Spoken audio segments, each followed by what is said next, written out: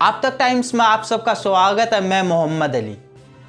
तो आइए सीधा चलते हैं दिलशाद कॉलोनी। माने जाने चेहरे हाजी गफ्फार जी, उनसे डायरेक्ट जो है मुलाकात करते हैं कि मुद्दे के ऊपर बात होंगे कि विकास कितना हुआ है और लॉकडाउन से अभी तक जो है क्या मुहिम चल रहा है। इस हाजी जी जो है दिलशाद कॉलोनी के अंदर जो है माने जाने चेहरे हैं।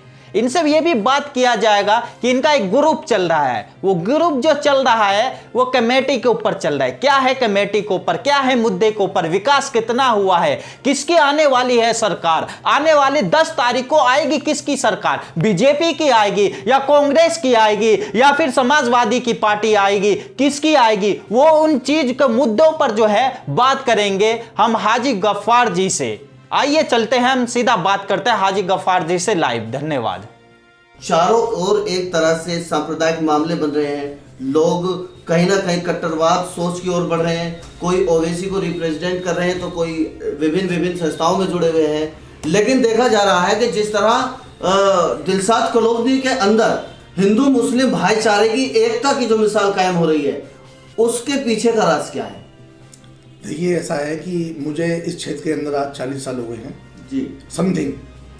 82 में मैं दिल्ली आया था और ओल्ड सीमापुरी से नई सीमापुरी होते हुए दिलशाद कॉलोनी में 2004 में आ गया था।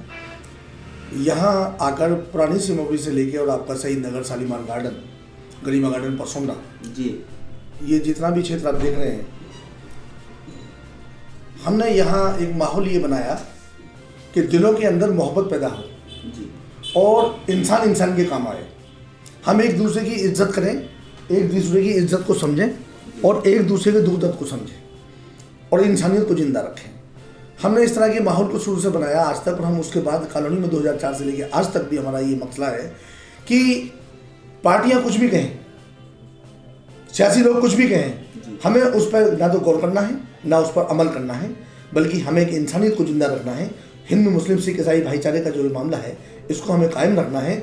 और जब कभी हमारे इलाके में, हमारी बस्ती में, हमारी कॉलोनी में किसी को कोई तकलीफ या परेशानी हो तो हम जी जान से, चाहे दिन हो या रात हो, हम खड़े हो जाएं और उसके काम आए। तो हाजी जी, जानना चाहेंगे कि इस प्रकरण में आप अकेले हैं या आपकी एक टीम है मैं आपको जो पूरा वर्कआउट करती है? मैं आपको बता दूं कि हमने एक यहाँ अपनी कमेटी बनाई है जी, जनहित रेजिडेंस वेलफेयर एसोसिएशन। जनहित रेजिडेंस वेलफेयर एसोसिएशन जी जी, भागीदारी में नाम है, शीला जी के साथ सहम तौर से हैं। और हमारी टीम के अंदर हिंदू भाई, सिख भाई, मुस्लिम भाई, ब्राह्मण, पंजाबी, सारे भाई हमारे मिक्स हैं और हम सबको साथ लेके चलते हैं। और एक दूसरे की कोई प्रोग्राम होता है, चाहे वो खुशी का है चाहे वो गम का है, हम साथ हैं और आए दिन हम एक दूसरे को बुलाते रहते हैं, चाय पानी करते रहते हैं और भाईचारे को कायम करते हैं। लेकिन सर, आपके बराबर में एक सीमापुरी है जी, उसको एक नशा, मतलब जिस तरीके से उड़ता पंजाब एक बात कही जाती थी, आज उड़ता सीमापुरी के नाम से लोग स्लोगन दे रहे हैं और वहां पर लगातार स्मैक, चर्स, गांजा, अफीम, और बल्कि डीसीपी साहब ने दौरा किया है और दौरे के दरमियान उन्होंने कहा है कि सीमापुरी को नशा मुक्त करेंगे और इसके ऊपर बड़ी बड़ी संस्थाएं मुहिम चला रही है। तो क्या आप भी इस अपनी संस्था के माध्यम से इस नशा मुक्ति के अभियान में जुड़े हुए हैं? देखिए, मैं आपको बता दूं कि हम डीसीपी साहब और एसएचओ साहब के टच में हैं।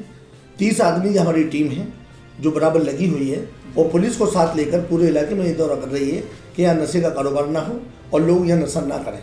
कारोबार नहीं होगा तो लोग नशा भी नहीं करेंगे, जिससे कि आने वाली जनरेशन और आने वाली नस्लें की ज़िंदगी तबाह बर्बाद ना हो और वो जिंदगियाँ उनकी बर्बादी से बच जाए और जो माँ बाप खून के आंसू रोते हैं उन माँ बाप की ज़िंदगी बन जाए और बच्चों की मुस्तकबिल समझ जाए। इसके लिए एसएचओ साहब की मैं जितनी तारीफ करूँ, डीसीपी साहब, एसीपी साहब की जितनी तारीफ की जाए वो कम है। उन लोगों ने हक अदा कर दिया और वो बराबर पब्लिक का सहयोग लेकर इस चीज़ को दूर कर रहे हैं और उन्होंने कहा है जहाँ भी आपको हमारी सपोर्ट चाहिए, हमारी जरूरत चाहिए, हम आपके साथ हैं और इस बुराई को रोकना चाहिए और हम इसको खत्म करके रखेंगे। तो इस मुहिम को कहाँ तक चला पाए हैं और कितना इस पर अमल हो पा रहा है और कितनी अब तक प्रोग्रेस हुई है और कितना अंकुश लगाया गया? देखिए, हम 70% अब तक पुरानी सीमापुरी और नई सीमापुरी के अंदर हम कामयाब हो गए। अब लोग खुलेआम जो बेचते थे वो चीज़ खत्म हो चुकी है। हमारी कॉलोनी में सही मानों में अब ये खुलेआम बिक नहीं रहा है।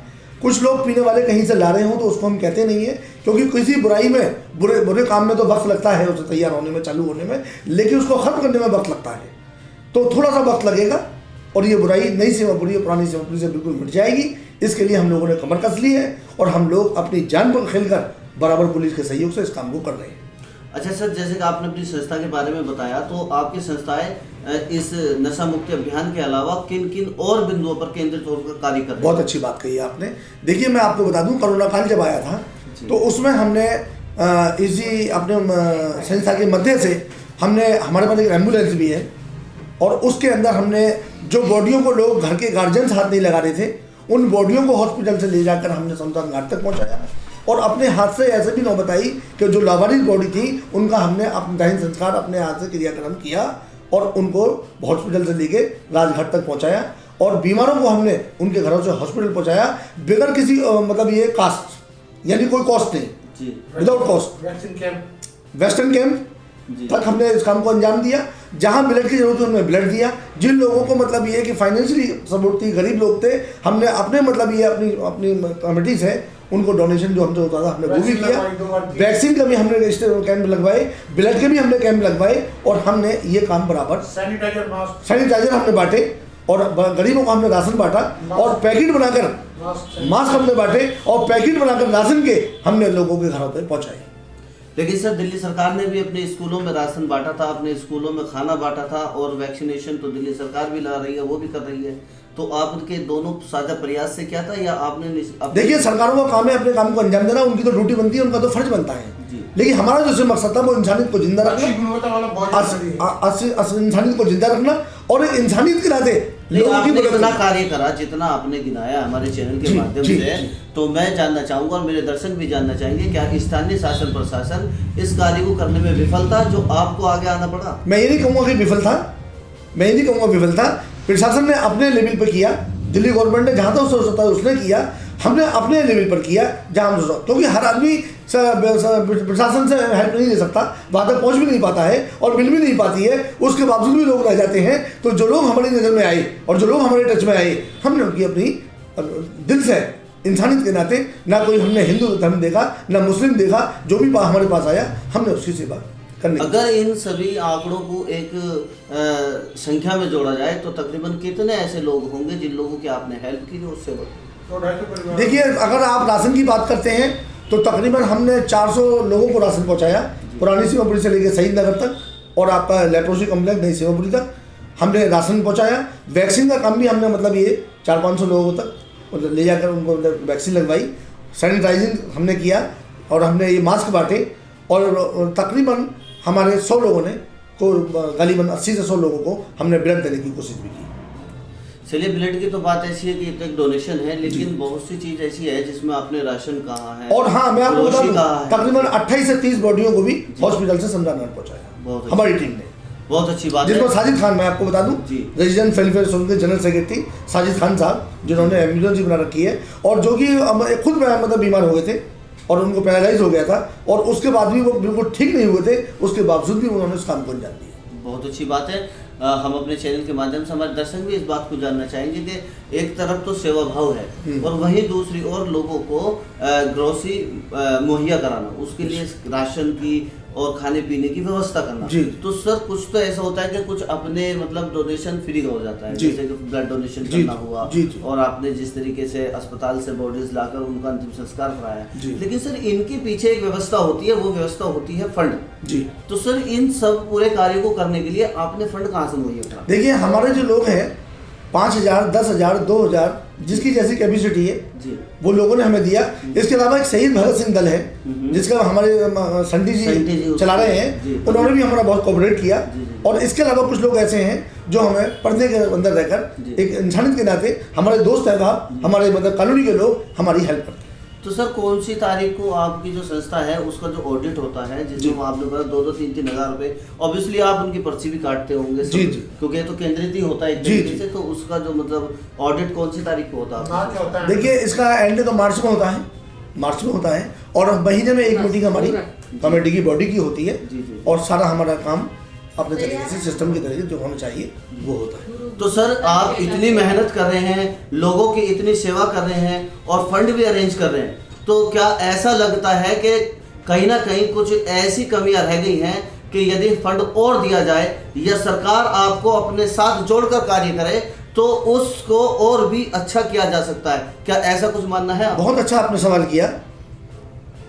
हमारी नज़र में ऐसा है कि जो गरीबों के बच्चे जी हाई स्कूल और 12th के बाद में ग्रेजुएशन नहीं कर पाते हैं जी और कोई डिग्री या डिप्लोमा नहीं ले पाते हैं, हम चाहते हैं कि उनके लिए हम कोचिंग सेंटर खोलें और उनकी मदद करें, बशर्ते कि हमारे पास अच्छा हमें होता है कोई फाइनेंशियल मिल जाए जी। तो हम उन बच्चों की मदद करना चाहते हैं। क्षेत्र के विधायक कहते हैं कि मैंने तो जय भीम मुख्यमंत्री योजना चला रखी है और उसके माध्यम से जो बच्चा उस योग्य है उसको हम फ्री में विकास जैसी वो बड़ी बड़ी इंस्टीट्यूट में उनको मैं फ्री में ट्यूशन दिलाते हैं, फ्री में उसको वो कराते हैं। देखिए राजनीति में बहुत कुछ कहा जाता है, मैं इस पर कोई कमेंट नहीं करूंगा। जी। बहुत कुछ कहा जाता है लेकिन उसका 10% भी हो नहीं पाता है।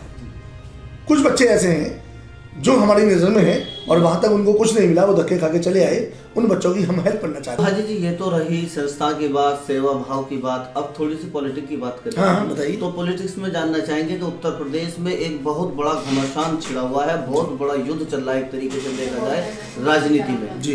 क्योंकि बीजेपी भी हर तरीके से दमखम बखेर रही है और वही समाजवादी पार्टी इस बार योगी आदित्यनाथ के किले को ढाने में लगी हुई है। तो क्या योगी आदित्यनाथ के किले को ढाने में समाजवादी पार्टी कामयाब हो पाएगी उत्तर प्रदेश में? देखिए मैं आपको बता दूं कि मेरा एक नेचर है कि मैं लोगों की या किसी पार्टी की बुराई करने से बचता हूं। जी, बहुत अच्छी। लेकिन मैं सच्चाई को बयां करता हूं। जी, बताइए। हकीकत यह है कि यूपी के अंदर बहुत ज़्यादा हालात बिगड़ गए, लोग रोजगार से परेशान हो गए, बच्चों को नौकरियां नहीं मिल रही, महंगाई एक बहुत बड़ा मुद्दा रहा, गरीब आदमी की ज़िंदगी दूभर हो गई और लोगों ने फिर ये मन बनाया कि अब सरकार बदलनी चाहिए। तो मैंने ये महसूस किया है और दौरा भी किया मैंने यूपी का कि इस वक्त अखिलेश जी की सरकार समाजवादी पार्टी की सरकार बनने जा रही है और बहुमत के साथ सरकार आ रही है और ये आपको 10 तारीख को क्लियर भी हो जाएगा क्योंकि लोगों के साथ भेदभाव हुआ, माइनॉरिटी के साथ बहुत ज़्यादा जुल्म और ज़्यादती हुई। बल्कि एक मुस्लिम होते हुए मैं कहूँगा कि माइनॉरिटी ने सन 47 के बाद 2017 तक इतनी परेशानियों का सामना नहीं किया था जितना यूपी के अंदर 2017 बीजेपी की गवर्नमेंट बनने के बाद हुआ। लोगों के कारोबार को उजाड़ दिया गया, मीट की दुकानों को बंद किया गया, सरेआम माओ लिंचिंग हो रही थी और बच्चों को नाम पूछकर पीटा जा रहा था और सरकार देखती रही और बच्चे पिटते रहे और जुल्म होता रहा। लोगों ने तंग हो गए और इंसानियत शर्मसार हो गई और फिर ये मन बनाया हिंदू मुस्लिम भाइयों ने, हमारे किसान भाइयों ने कि अब सरकार को बदलना चाहिए और सरकार बदली जा रही है। अखिलेश जी की सरकार आ रही है और योगी जी जा रहे हैं। तो जिस तरीके से उत्तर प्रदेश में योगी सरकार का किला ढाने की बात समाजवादी पार्टी की ओर से आप कर रहे हैं, तो क्या केंद्र में भी मोदी सरकार जा सकती है आने वाले 2? देखिए, अगर यूपी में सरकार जाती है, पंजाब में कांग्रेस आती है, उत्तराखंड में कांग्रेस आती है और 5 जिलों में से 4 भी ये हारते हैं तो इसका असर पड़ेगा और 2024 में सेंट्रल गवर्नमेंट मोदी जी को आना मुश्किल हो जाएगा। तो 2024 में उनका आना मुश्किल हो जाएगा। तो सर 10 तारीख के बारे में क्या कहना चाहेंगे? 10 तारीख के बारे में मैं समझता हूँ कि आपको मतलब ये एक बहुत बड़ी खुशखबरी मिलेगी और आपको ये खुशी होगी कि समाजवादी की गवर्नमेंट बनने जा रही है और बहुत अच्छी पोजीशन में उनको बहुमत मिल गया है समाजवादी पार्टी। चलिए ठीक है, हम आपको बता दें हमारी मुलाकात आज हाजी गफ्फार साहब से हुई थी जो उत्तर पूर्वी दिल्ली के दिलसाद कॉलोनी के जाने पहचाने चेहरे हैं। उन्होंने आज समाज सेवी बातें भी रखी और समाज के बारे में बहुत सी चर्चाएं हुई, नशे के ऊपर चर्चा हुई, लॉकडाउन में किस तरह से इन्होंने लोगों की सेवा करी उसके बारे में चर्चा हुई। और बात अगर राजनीति करें तो उत्तर प्रदेश का बहुत बड़ा ओपिनियन पोल हाजी गफ्फार साहब ने हमारे चैनल के माध्यम से हमारे दर्शकों के बीच में रखा है। तो अब अगली मुलाकात हाजी गफ्फार साहब से 10 तारीख को इसी समय, इसी वक्त, इसी चैनल पर देखना ना भूलें।